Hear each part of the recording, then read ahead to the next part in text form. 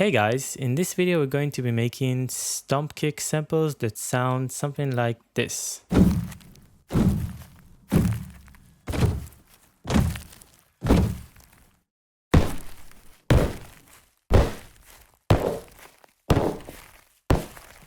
Usually, in order to create these samples, you're going to need a good recording setup and a bunch of people stomping together. But in this video, I'm going to show you how you can create these sort of sounds using only yourself and just a microphone. So we're going to be turning recordings that sound like this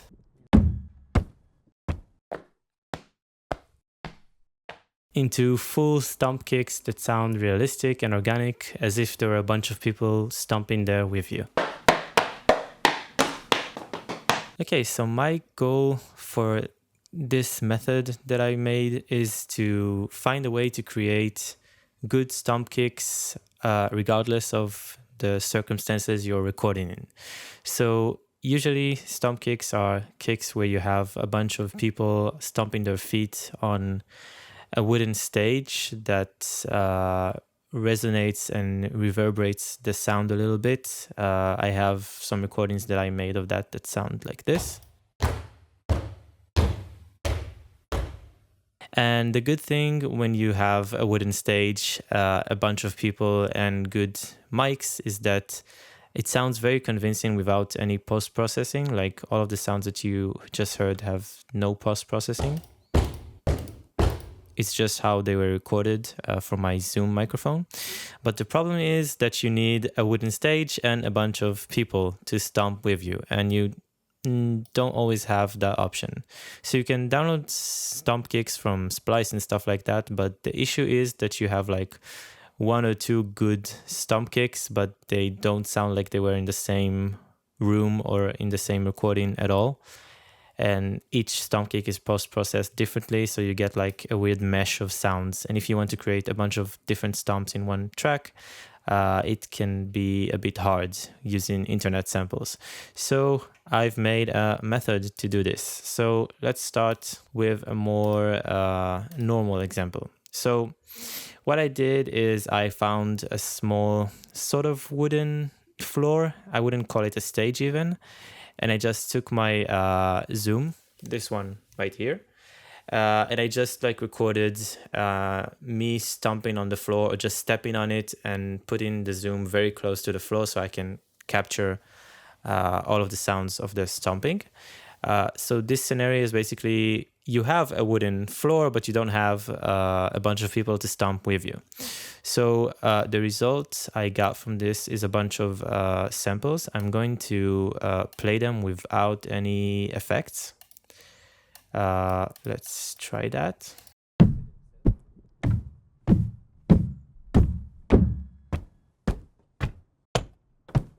So as you can hear, the samples sound pretty good already because the floor slightly reverberates the sound. So you get like steps sort of sound,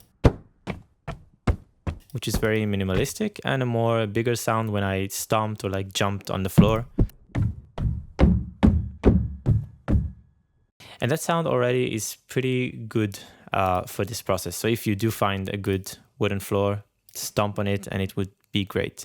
So the method is to basically load all of the samples of your stomping and stepping into a sampler.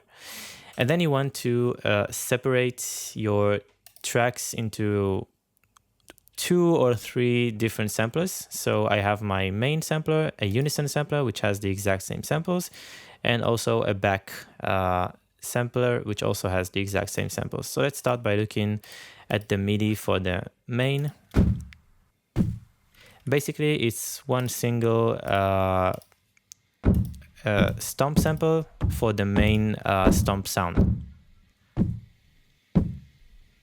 So for this sort of sound, you're looking to put the samples that have like some attack, some pronounced attack to them, and that sound pretty dominant on their own. I wouldn't put like the sounds of me stepping very quietly as the main sound of my stomp. I want it to be big as possible, especially when I'm just one person stomping. Then you have your unison sampler, which is again the exact same samples, but you're aiming to play a bunch of them at the same time.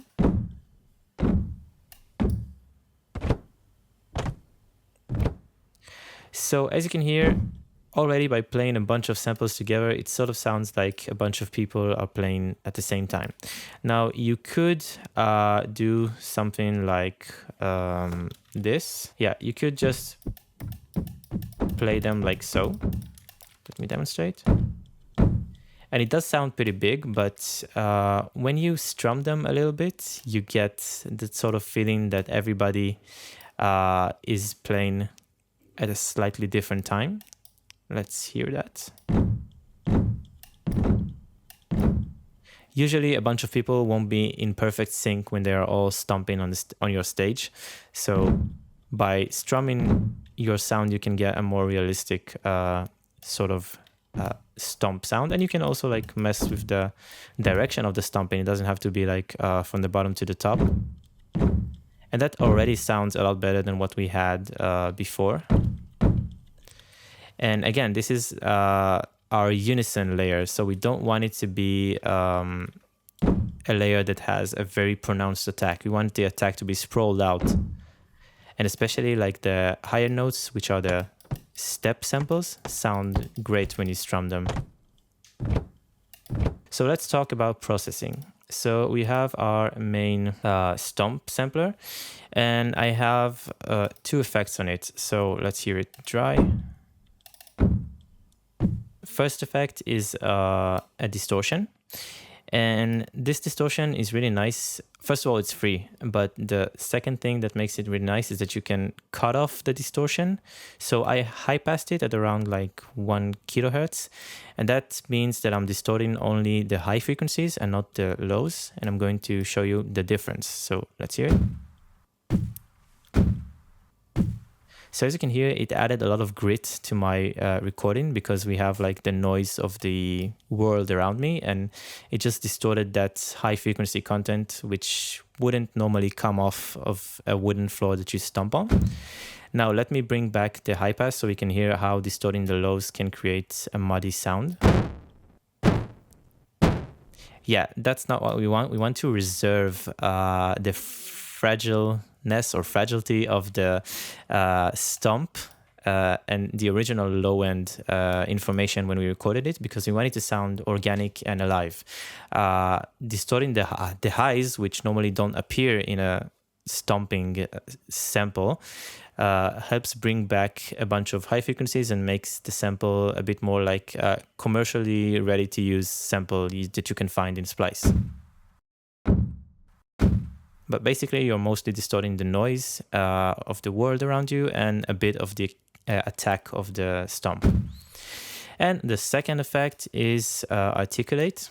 It's a really nice transient shaper plugin. What's nice is that you have 4 timings where you can control the transient. What I did here is I increased the sustain by a bit and reduced the release. Because I want my attack, my main stomp, to sound very sharp. Let me demonstrate the other way around with like a long release time. You can hear the distorted noise just keeps trailing on, and the transient shaper helps me say, I don't want the distorted noise to stay for a long time. I want it to be very brief, like so. So that's it for the main. Let's go into the unison. The unison is a bit more interesting in its processing. So we have a bunch of things here. Let's start with Articulate again. We want to reduce the attack and increase the sustain and the release. We want to have the reverb, the resonance of the stomping to feel like we rocked that wooden stage and it is reverberating that sound. And the decay or punch is increasing the time, the transient slightly after the initial attack transient, which is really nice for like beefy kicks. Let's demonstrate. So without it and with it, let's decrease it and increase it. Yeah, so it adds a lot of nice beef to the stomp kick. In addition to that, there's also an EQ that boosts the highs, and mostly removes the low frequencies with a low pass. I don't want to have like 20 samples playing 50 hertz in the 50 hertz area. So we get a weaker sound, but we have the main to compensate for that. In addition to that, there's a chorus effect. You want to have as wide of a sound as possible. So chorus just creates more voices by delaying them a tiny bit and then detuning them a tiny bit. So it's barely noticeable, but it does make a difference. And we also have a spreader plugin, which is just like a plugin that widens the side. So you get a wider sound. There's also like the dimension expander in Serum that does the same thing. So that's it for the unison. And then we have a group channel. So the group channel groups the sounds together. It has two effects currently. So it has squash. And squash is an OTT-like effect. Basically, what it does is it allows you to control the tone of the OTT and how it reacts. So let's demonstrate with our sound. So by default, it does nothing. Okay, well, it does some OTTing, but let's try and change the position. So when you go up, it reduces the time it takes to react, and it basically expands every little sound that you can find in your sample, which sounds insane. And on the other side, what it does is it increases the time it takes to react and expand, which means that it won't be as aggressive. It won't increase every millisecond of sound as much, like so. So I like it, of course, on this side because it sounds more realistic.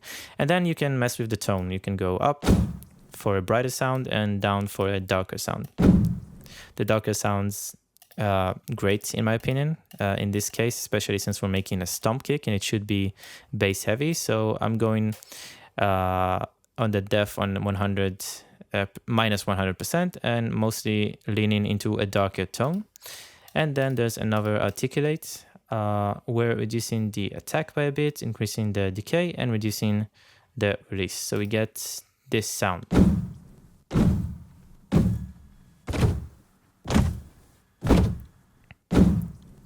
Okay, that's nice.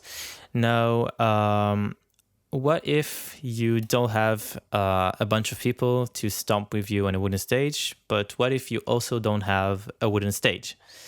So that was like the ultimate challenge to my method. And what I did is I took my bedroom floor. It's the most non-resonant, non-reverberant wooden stage.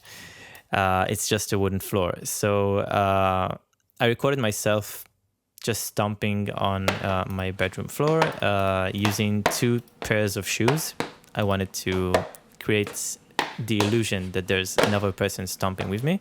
And I sampled them as well into other samplers. So we have sports shoes and work shoes. Let's hear a bunch of them.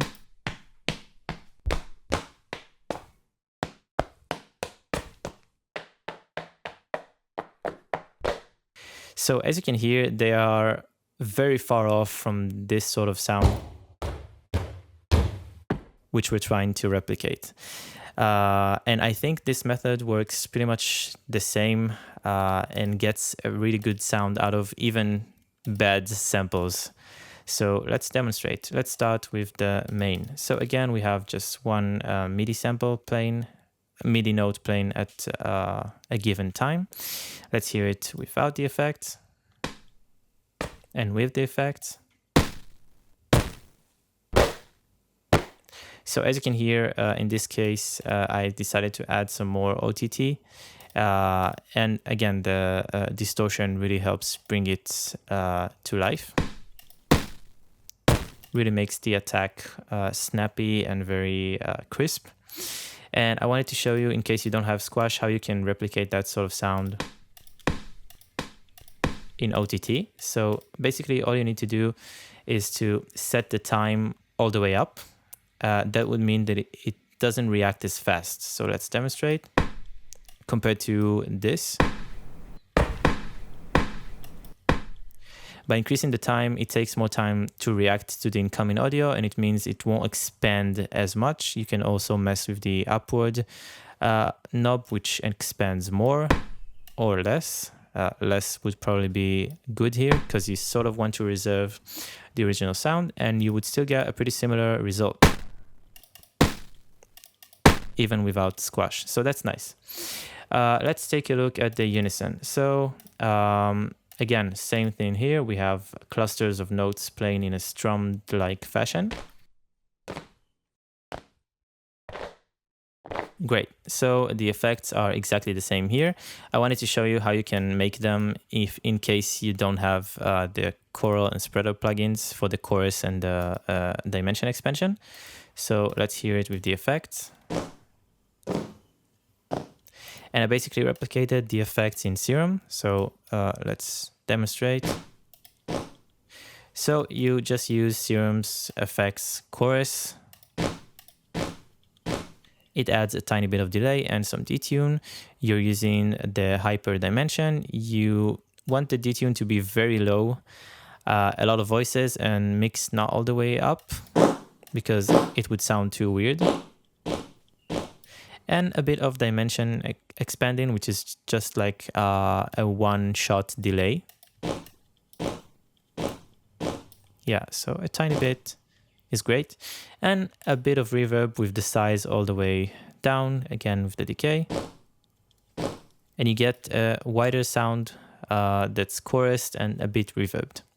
So in this case, I also chose to add, to use my back sampler. It's strumming a fewer notes than before. Let's hear it without any effects. And let's hear it with the effects. There's just an EQ that removes the very lows and boosts the mids and removes the highs by a bit. Basically, what the back sampler offers me is a bunch of backing voices to the main voice, which don't have the heavy processing of the unison. They're not reverbed.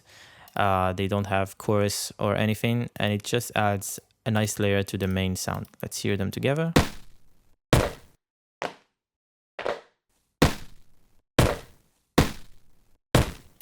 And let's hear all three together. And then, of course, there's a master bus, which, same as before, the squash and articulate. Just a bit of messing around with the transient and some OTTing, which makes the sound even bigger. Let's hear it all together.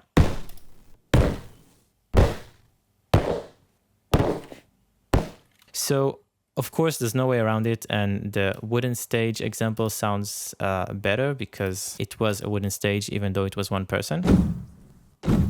But still, I think that even if you're doing it on your bedroom, you can still create a pretty convincing result.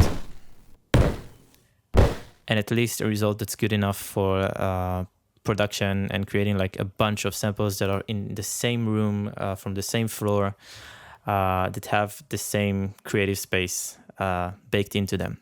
So I wanted to demonstrate another trick that you can use to bring this further to life. And this trick is using Foley. So I have a sample, and this sample is, if I recall correctly, just me walking in a forest. Let's hear it.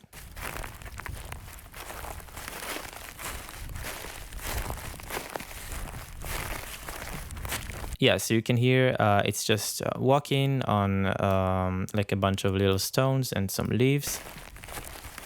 You can hear all the crunches, and this is really great for layering. So what I did is I chopped up the sample and I created the same ADSR envelope for each time the sample repeats.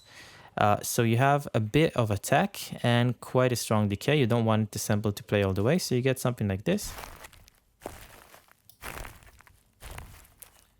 And together with the stomps, it sounds like this. I don't think I'm adding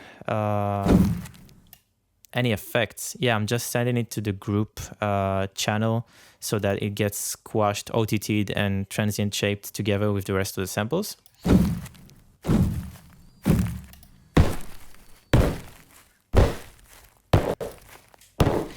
And not only this brings a very organic feel to your sound, it also helps mask the fact that we added some high-end using distortion, because we get some naturally sounding high-end instead, or not instead, but as well. So it helps mask it quite well. So I've added a bunch of rendering to demonstrate like difference. Here's the original samples, no effects. Here's the samples with effects. And here's the samples with effects and Foley. Let's hear now the example of just me in my room with a bed floor. Now let's hear it with effects. And let's hear it with Foley and effects. Okay, so that's great. Now that you have your Foley and your effects set up, you can make really nice stomps that sound coherent. And one more thing that you can do is you can layer on top of them normal kicks. So kicks that you would find like in a sample pack, for example. So what I do in order to make this layering sound coherent and cohesive is I'm sidechaining the regular kicks into my stomp kicks. So what I'm doing is I'm setting the sidechain like this, and I'm letting some attack time for the compressor so that you get the initial transient of the stomp, but then it gets brought down by the kick for a brief moment. So you like let the original dancey or EDM-y kick to shine, and then the stomp brings itself in with the release and sustain of its stomp sound. So let's hear it.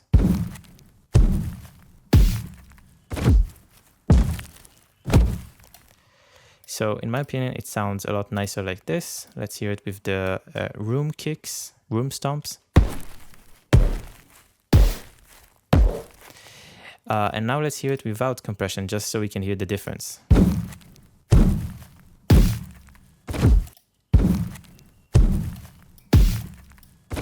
So it's still nice without the compression, but the compression really highlights the regular kicks, especially kicks that don't have a lot of high end, like the first two here. They sound so much more powerful when they're compressing the stomps.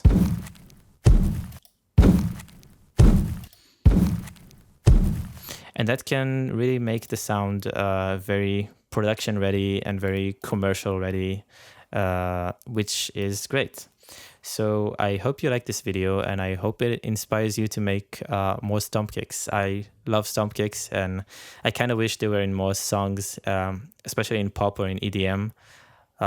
Just like my song Tides, which features stomp kicks in its chorus, where the stomp kicks are so loud, and I wanted them to be the focus of the track, that there's no bass in that part at all. The bass is just the sub bass of the stomp kicks.